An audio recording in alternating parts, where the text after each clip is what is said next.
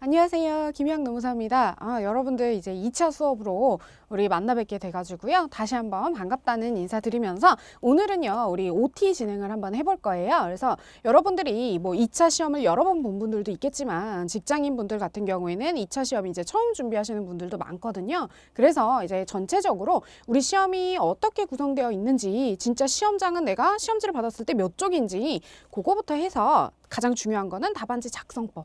그거를 좀 설명을 드리고요.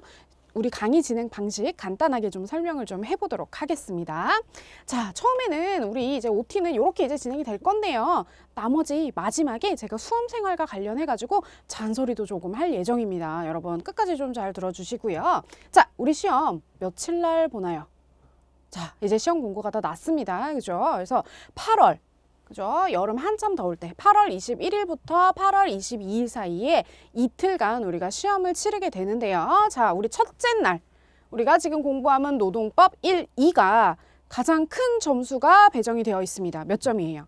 그죠? 150점으로 분배가 되어 있고요. 나머지 과목 뭐예요? 인사노무관리랑 이튿날 보게 되는 행정쟁송법, 그리고 여러분들이 선택하시게 되는 선택 과목들 있죠? 그거 각각 100점씩으로 배정이 되어 있어요. 그러면 우리는 상대적으로 노동법은 1.5배의 가중치가 있구나 라는 거 잘 알고 계실 거고요. 문제는 사실은 지금 서술형으로 답안지 있잖아요. 답안지가 한 권당 이제 시험당에 이렇게 16쪽짜리 답안지 한 권이 여러분들께 딱 분배가 될 거예요. 그러면 뭐 어떤 분들은 그래요. 어떤 분들은 특히나 뭐 인사노무나 뭐 요런 기타 다른 과목 쪽에서 16장이 막 넘어가시게 답안지 2권 쓰시는 분들 가끔 있어요. 그래서 시험장에서 어떤 생각이 드시냐면 나는 지금 쓰고 있는데 10장도 막 바빠요. 그래서 막 쓰고 있는데 옆에서 답안지 막 넘어가면서 옆 사람이 그러는 거예요. 답안지 한 분만 더 주세요. 이러는 거예요. 그러면 그때부터 멘붕에 빠집니다. 그때부터. 저 사람은 저렇게 많이 쓰는데 왜 나는 아직까지 이거밖에 못 썼지? 그러실 필요가 전혀 없어요. 여러분들 제가 채점을 해본 적이 있습니다. 답안지 채점을 이렇게 하다 보면 사람들의 글씨 크기가 너무나 차이가 많이 나요. 어떤 분들은 정말 깨알 같은 글씨를 쓰시는 분들이 있고 어떤 분들은 이 한 줄에 이렇게 답안지가 이렇게 있잖아요. 그러면 한 줄에 글씨 크기가 한 15글자밖에 안 되는 경우도 제가 봤어요. 그러면 이거 진짜 알아보기는 쉬운데 쓸 내용이 16쪽 주더라도 내용 따지면 얼마 안 되거든요. 그래서 글씨 차이는 물론 차이가 있어요. 웬만하면 여러분들이 이 한 권 안에 압축해서 다 쓰시는 거. 그거를 조금 권해드리고요. 백지가 주어지는 거죠. 우리는 줄만 이렇게 쭉쭉쭉 꺼져 있는 요 백지에다가 여러분들이 내용을 전부 다 처음부터 끝까지 다 서술형으로 채우셔야 돼요. 그죠? 그리고 법 과목에 있어서는 우리의 하나의 무기인 법전이 지급이 됩니다. 수험용 법전이 지급이 되죠. 요거는 여러분들이 다 하루치 시험 다 보시고 결시 없이 어쨌든 이틀째까지 시험을 다 보시면 법전이 여러분들한테 훈장처럼 하나가 주어집니다. 그죠? 그래서 그 수험용 법전 그렇게 주어지는 거다. 이틀까지 다 봐야 되는구나 라는 거 일단 생각을 하시고요.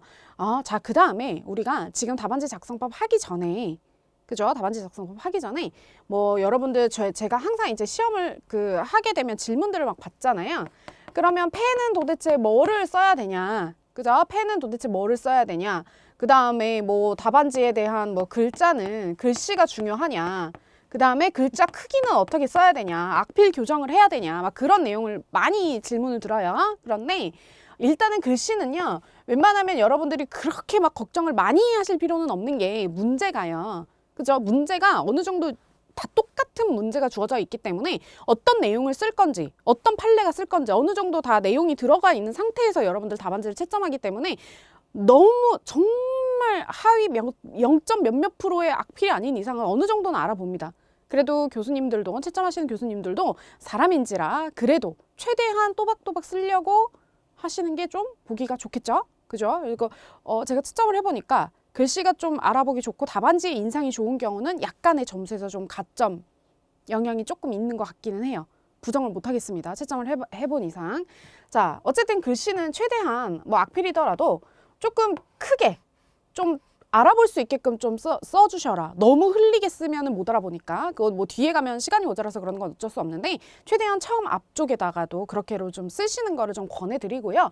펜은 여러분 여러 가지를 써보세요. 여러 가지를 쓰셔가지고 너무 얇은 펜은 권해드리지 않아요. 너무 얇은 펜은 권해드리지 않고 그래도 어느 정도 저는 뭐 한 최소 0.7에서 1.0 0.7에서 1.0mm 정도의 펜을 여러 가지를 좀 써보시고 여러분들이 손목에 가장 힘이 무리가 덜 간다 싶은 거를 좀 익숙하게 좀 만들어 놓는 게 낫습니다. 그리고 시험 당일에는 당연히 필통에다가 똑같은 펜을 여러 개를 좀 대비해서 좀 가져가셔야 돼요. 왜요? 중간에 펜 바꾸면 그거 0점짜리 됩니다. 부정행위에 대한 의심이 있기 때문에. 그래서 그런 거 항상 좀 유의하시고 그 다음 글씨 크기는요. 한 줄에 보통의 경우 한 줄에 한 25글자에서 22글자에서 25글자 정도로 쓰시기를 좀 권장해드려요. 글자 자체가 이렇게 다 쟀을 때.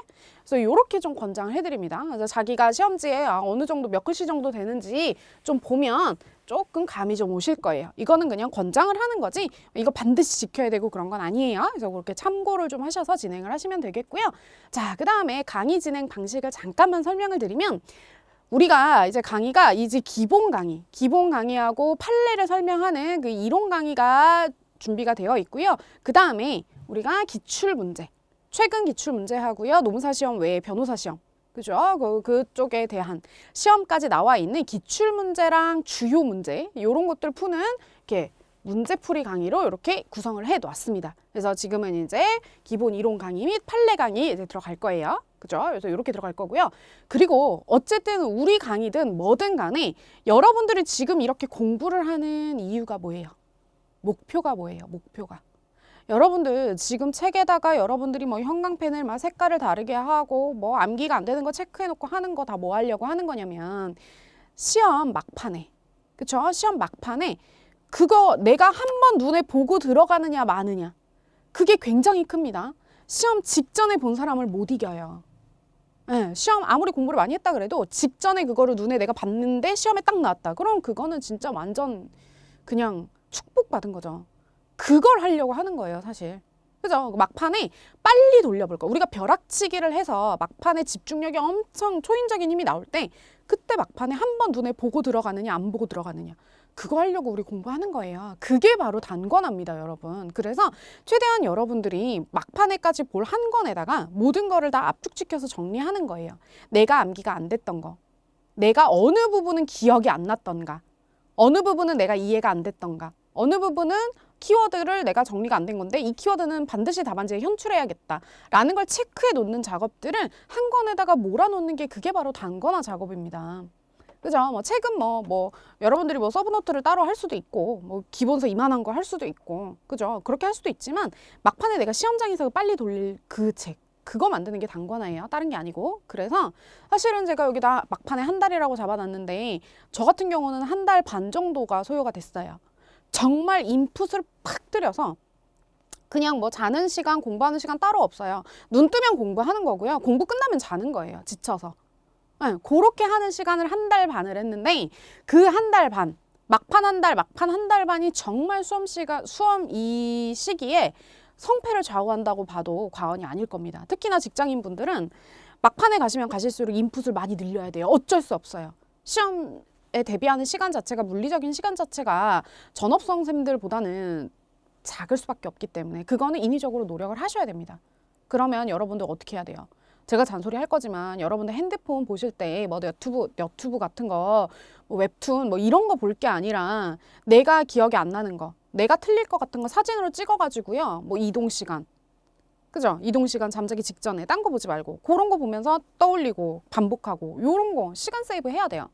아시겠죠? 그런 거 시간 세이브 하셔가지고 하는 겁니다. 그래서 목표는 우리가 이거예요. 막판 한 달간에 또 시험장에서 딱 쉬는 시간에 한 30분, 1시간 되잖아요. 그거 볼 자료 만드는 거예요. 압축하는 거예요. 그럼 한 장에다가 얼마나 이 빈 공간에다가 많은 내용들을 또 추가하고 내가 암기 안 되는 거 적고 보충할 거 있으면 하고 그래야 된다는 소리를 말씀을 드리는 겁니다. 그렇죠? 이렇게 되는 거고요.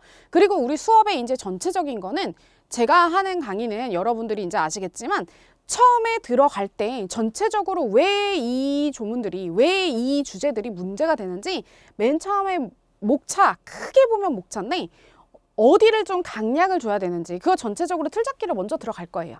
먼저 틀잡기를 들어가고 본문에 들어가서 각종 키워드 암기하실 부분은 암기하시라고 말씀을 드릴 겁니다. 이렇게 해서 전체적인 틀을 잡아서 이해하시려고 먼저 노력을 하시고요. 그 이해 위에다가 뼈대 잡고 나서 이렇게 살은 붙이는 거예요. 키워드는. 그죠? 요 작업을 좀 할 겁니다. 그래서 쟁점별 학습을 할 거다라는 거를 알아두시면 좋을 것 같아요.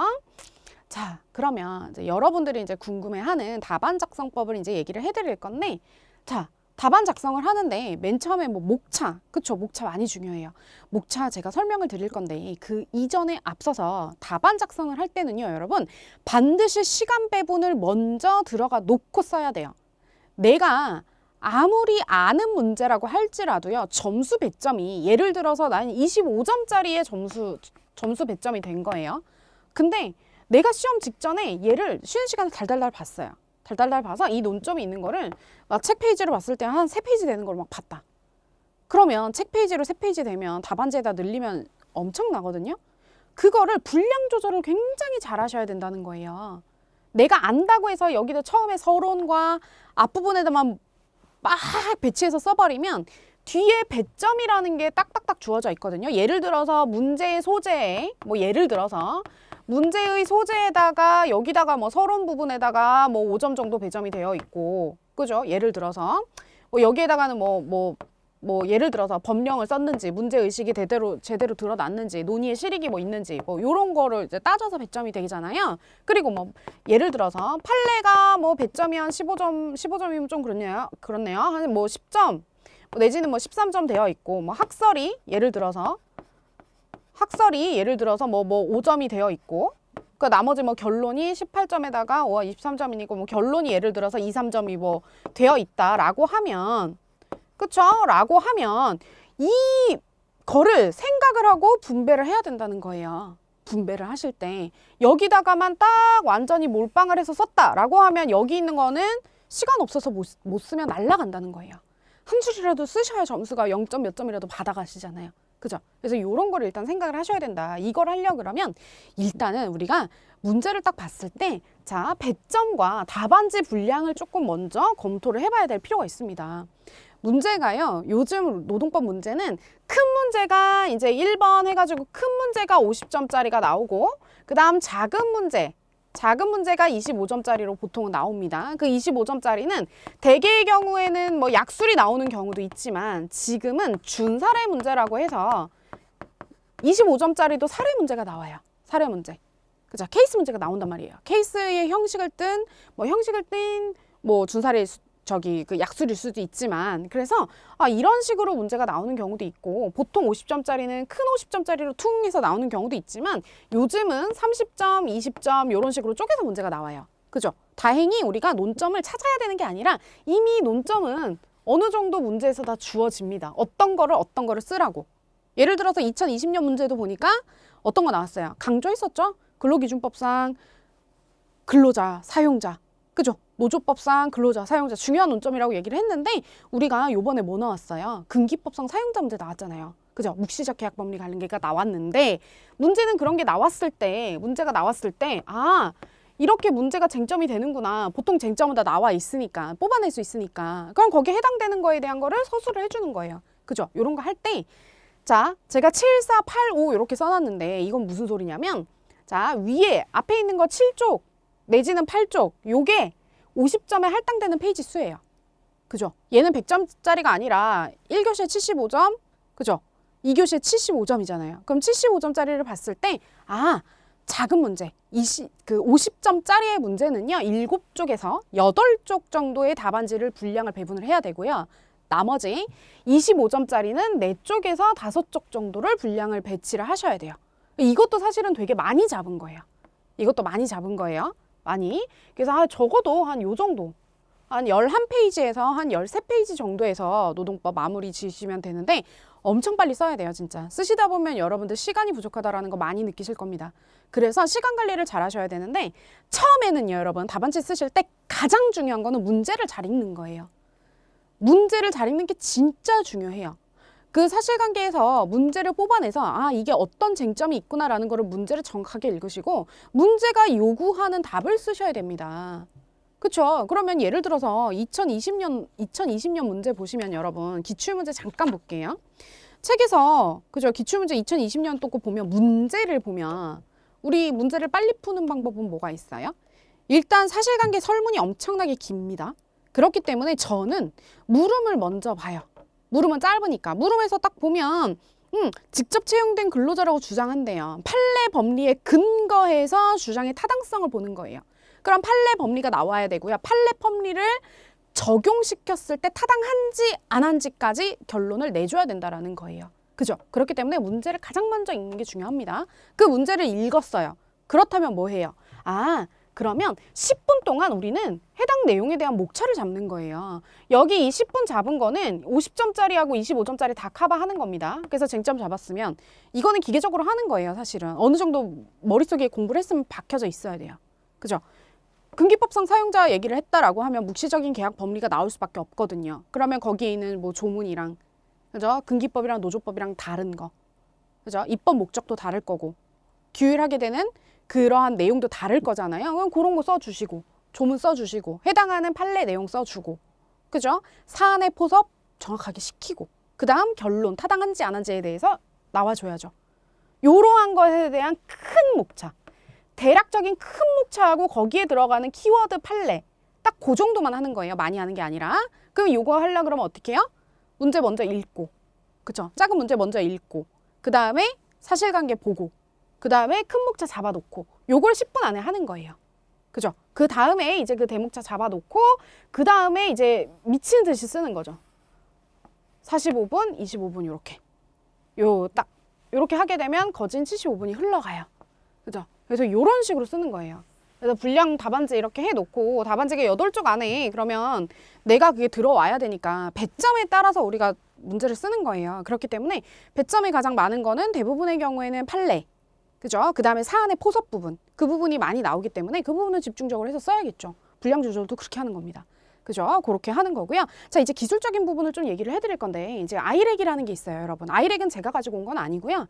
이 사례를 풀 때 우리가 이제 이런 순서대로 요 순서대로 푸는 거예요. 이슈라고 하면 뭐예요?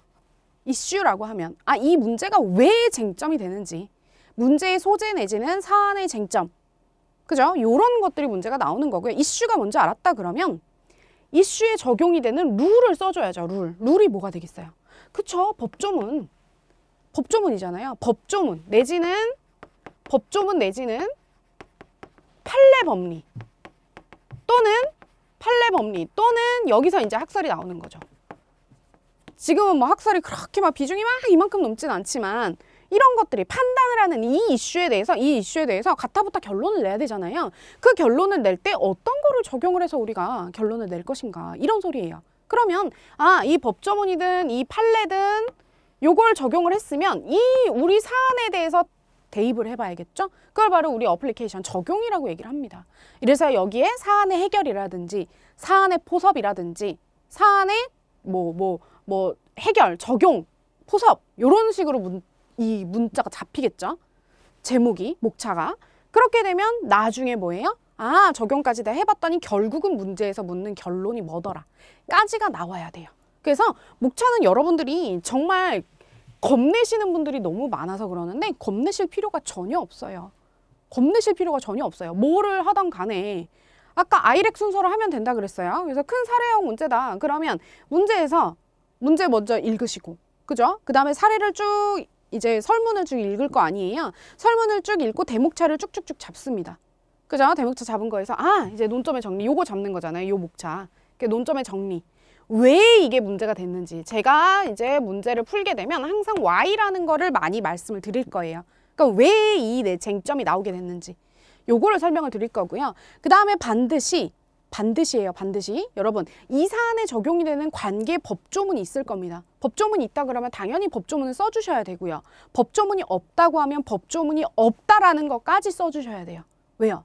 법조문이 없기 때문에 판례가 해석을 하는 게 있을 수 있기 때문에 그래요. 그거는 제가 수업을 하면서 알려드릴 겁니다. 그래서 이 법조문이 있다 그러면 법조문을 반드시 쓰고 법조문이 없으면 법조문이 없다는 것까지 써줘야 되는구나.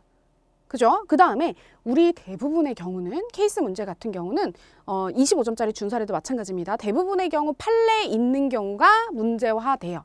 그래서 판례 사실관계를 약간 변형을 하든지 아니면 인위적으로 우리가 문제를 만드는 거다 보니까 다른 판례에 있는 사실관계랑 접목을 시킵니다. 그런 식으로 살짝 정리를 해서 문제가 나오기 때문에 이 판례에 대한 키워드 등은 당연히 알고 있어야 되고요. 판례 판단 근거를 아셔야 돼요. 그래서 요거를 풍부하게 우리 그 설문에 있었던 그 조목조목 있던 판례 키워드랑 배치될 수 있는 판례 키워드랑 딱딱 1대1로 맞춤이 되는 사실관계들이 나올 거예요. 이러한 애들을 사안의 적용에다가 풍부하게 써주는 겁니다. 왜요? 이게 왜 중요해요, 여러분? 우리 노무사 시험 이거 왜 하는 거예요? 법률 전문가를 뽑는 거예요. 노동관계 법률에 대해서 노동관계에 대한 전반에 대해서 문제가 발생했을 때 어떠한 조문이든 어떠한 판례든 적용을 시켜서 문제를 해결해주는 전문가를 뽑는 시험이란 말이죠. 그렇기 때문에 요거 사안에 적용을 해서 올바른 결론을 도출해낼 수 있는 이러한 논리적인 과정을 보는 거예요. 우리 시험이.